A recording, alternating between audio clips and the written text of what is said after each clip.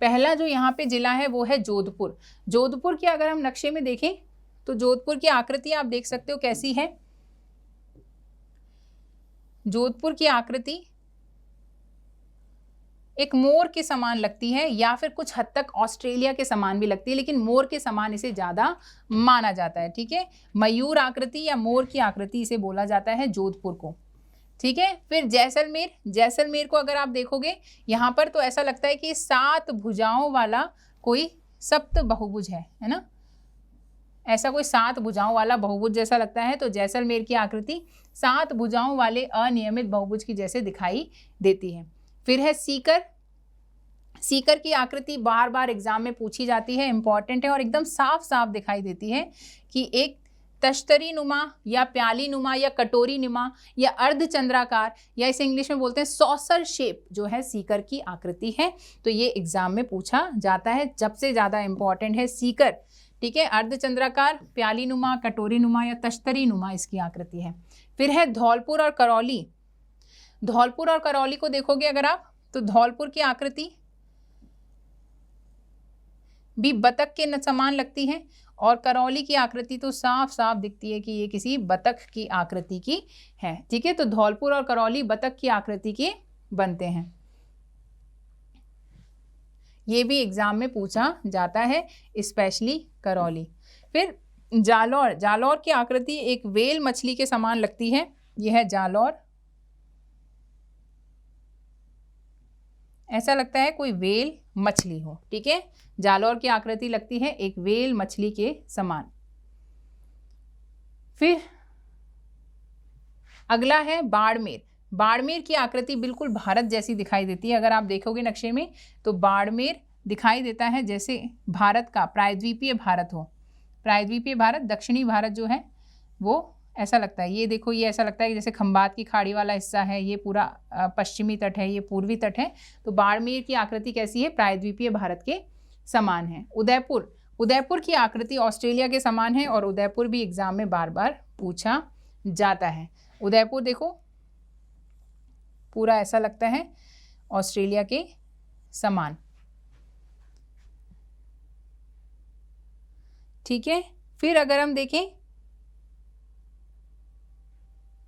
उदयपुर संभाग। उदयपुर संभाग की आकृति श्रीलंका के समान है, जो अभी अभी हमने संभाग में भी देखी थी कि उदयपुर संभाग के अंतर्गत कौन कौन से जिले आते हैं। पाली है ना, इधर चित्तौड़गढ़, ये आता है नीचे प्रतापगढ़, बांसवाड़ा, डूंगरपुर और उदयपुर। तो इस प्रकार से कैसा लगता है? ये ऐसा लगता है जैसे कोई श्रीलंका वाला हिस्सा। श्रीलंका भी लगभग ऐसे पानी की बूंद जैसा दिखाई देता है, तो ये श्रीलंका के समान उदयपुर संभाग की आकृति है। एग्जाम में पूछ लिया जाता है। चित्तौड़गढ़ की भी इंपॉर्टेंट है, चित्तौड़गढ़ की पूछी जाती है बार बार एग्जाम में। घोड़े की नाल के समान है चित्तौड़गढ़, देखोगे तो लगभग ये इस प्रकार से स्थित है। तो चित्तौड़गढ़ की आकृति कैसी है? चित्तौड़गढ़ की आकृति है घोड़े की नाल के समान।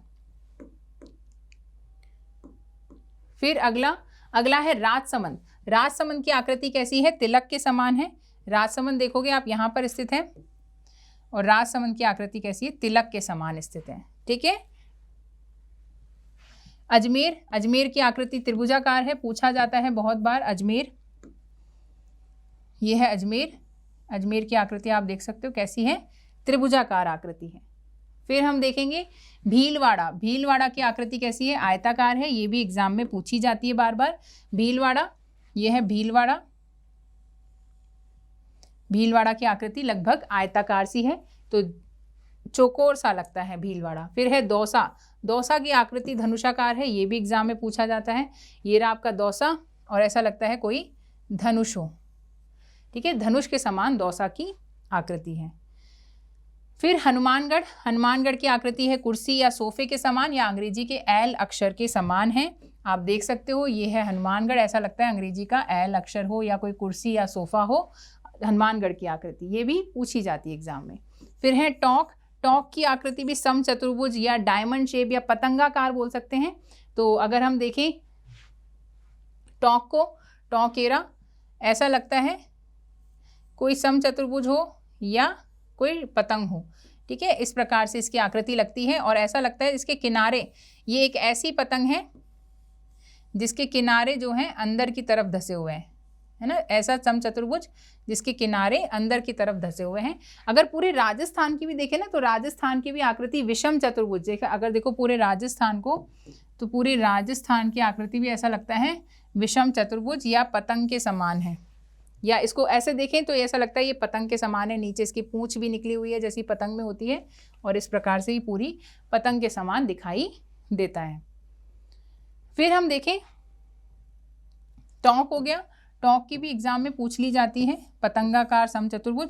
और भरतपुर, भरतपुर की आकृति जो है गिलहरी के समान है, ये है भरतपुर, ऐसा लगता है कोई गिलहरी है ना, इस प्रकार से इसकी पूंछ है यहाँ पर, ये इसके पाँव हैं, ऐसे गिलहरी के समान भरतपुर की आकृति लगती है। तो इस प्रकार से किस जिले की आकृति कैसी है ये भी एग्जाम में पूछ लिया जाता है। तो एग्जाम में इन दिनों नवाचार हो रहा है प्रश्नों में, तो इसलिए आपको मैं बार बार बोलती हूँ कि आप एटलस की सहायता से पढ़िए ज्योग्राफी, क्योंकि ये जितना आप एटलस को देखेंगे, जितना जिलों को आप गौर से देखेंगे, जितना पूरे राजस्थान को आप गौर से देखेंगे, आपको बहुत अच्छे से ये सारी चीज़ें एग्जाम में ही क्लिक कर जाएंगी, याद आ जाएंगी, तो आपको रटना नहीं पड़ेगा।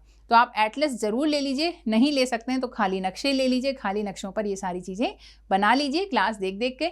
अगर आप ये क्लासेस कोचिंग वाले ऐप पर ले रहे हैं तो इस ऐप के बारे में लोगों को बताइए, अपने फ्रेंड्स को बताइए, रिलेटिव्स को बताइए जो भी एग्ज़ाम्स की तैयारी कर रहे हैं। इसके अलावा अगर ये क्लासेस जो हैं आप कोचिंग वाले ऐप पर किसी कोर्स के अंदर ले रहे हैं तो साथ में टेस्ट सीरीज़ की भी प्रिपरेशन, आप टेस्ट सीरीज़ में जो है प्रैक्टिस कर सकते हैं उन क्वेश्चंस की, क्योंकि थ्योरी आप पढ़ रहे हैं तो साथ में आपको प्रैक्टिस भी क्वेश्चंस की करनी पड़ेगी।